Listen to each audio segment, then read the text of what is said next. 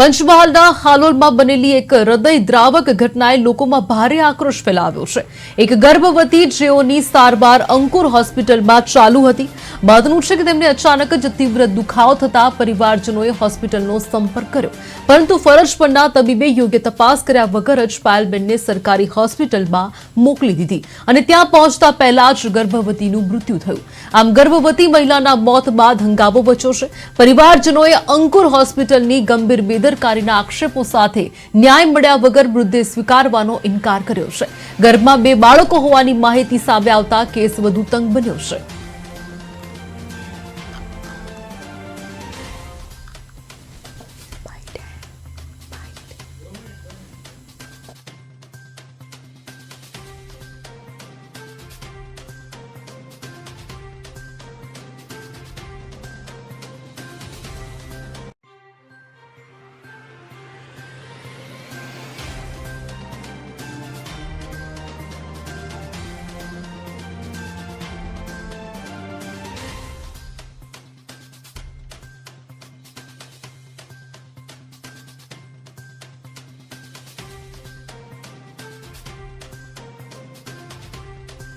આ પાયલબેન સુનિલભાઈ દંતાણી કરીને જે પેશન્ટ છે એમને મારે ત્યાં ટ્રીટમેન્ટ ચાલતી હતી। એમને પ્રેગ્નન્સી હતી, 8 મહિનાની આસપાસની પ્રેગ્નન્સી હતી। સવારે લગભગ 7:25 મારી હોસ્પિટલમાં ગભરામણ થાય છે, શ્વાસ નથી લેવાતો, એ રીતે મારે ત્યાં સવારે 7:25ની આસપાસ સવારે આવ્યા।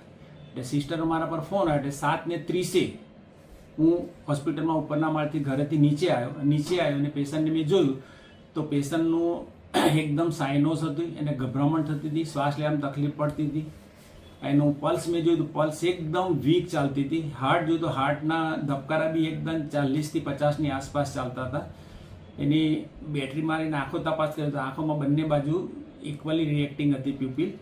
પણ પેશન્ટની કન્ડિશન જોતા મને લાગ્યું કે એકદમ સિરિયસ કન્ડિશન કહેવાય અને કદાચ એને બની શકે કે હાર્ટ એટેક આવ્યો હોઈ શકે કે બીજી કોઈ બીમારી મેડિકલી ઇલનેસ હોય। ડિલિવરી રિલેટેડ નહોતું કશું, પેશન્ટને પાણી નહોતું પડતું, પેશન્ટને બ્લીડિંગ નહોતું થતું કે પેશન્ટને દુખાવો નહોતું થતો, એટલે મેડિકલી ઇમરજન્સી 9 મહિના સુધી એમની દવા કરી છે। 9 મહિના દવા કર્યા પછી એના દુઃખનું રાત્રે ઊભું થયું તો રાત્રે લઈને ગયા તો પણ દેખભાળ કરી ના। પછી આ લોકો સવારે વહેલા લઈને ગયા છે તો કે મારો ત્યાં કશું થશે જ નહીં, અને આ રીતના ઉલ્લટ ગમે તે રીતની વાતો કરીને આમ છે તેમ છે બહાર લઈ જાઓ ફલાણું ઢેકણું આમ તેમ બધી જવાબદારી કોઈ લીધી ના, એમને કોઈ એનું ટ્રીટમેન્ટ કર્યું ના। બધી જવાબદારી ડૉક્ટરની હોય છે કે આજે 9 મહિના સુધી થઈ એની દવા ચાલતી હોય તો 9 મહિના સુધી એની જે ટ્રીટમેન્ટ હોય તો પછી ડૉક્ટરની જવાબદારી હોય કે ના હોય। આજે ગરીબ માણસ છે ત્યાં કઈ લઈને જવાનું? સરકારી હોસ્પિટલમાં લઈને જાઓ, તમે વડોદરા લઈને જાઓ તો કઈ જગ્યા પર લઈને જાય? પ્રાઇવેટમાં તો કોઈ પૈસા હોય બી ના આ લોકો, તે છતાં બી પ્રાઇવેટમાં આ લોકોએ કરાવ્યું તો કોઈ એની દેખભાળ જ ના કરી સાહેબ એ લોકોએ।